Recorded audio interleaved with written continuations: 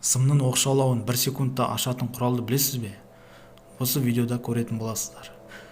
Қайырлы күн достар. Бұл видеода мен стриппер деп аталатын құралдардың біріне қысқаша шолу жасаймын. Бұл құрал сымның оқшаулауын алуға арналған. Бұл стрипперді Каспий магазинінен заказ беріп алдым. Қытайда жасалған, фирмасы Берент, маркасы VT1192. Бұл құрал электромонтаждау жұмыстарын жеделдетуге көп көмектеседі. Пышақпен, қайшымен сымның оқшаулауын алып отырудың қажеті жоқ. Сымдарды кесу және оқшаулауын тазалау диаметрі 0,2-6 шаршы миллиметр. Сонымен қатар бұл стриппер сыртқы оқшаулауы тек тегіс плоский кабельдерді тазалауға арналған. Осы стриппердің көмегімен NV, NK, NШK тағы басқа наконечниктерді қысуға болады.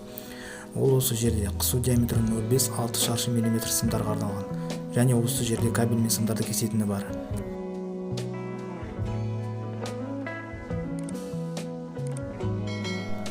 Шағын қималы сымдармен жұмыс істегенде мына жеріндегі реттегішмен бұрап өзгертіп алуға болады.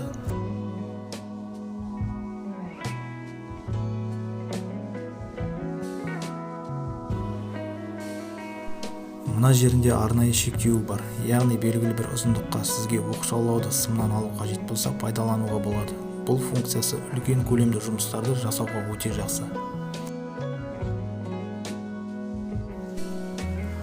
Әрі қарай енді сіздерге қалай қолдану керектігін көрсетемін.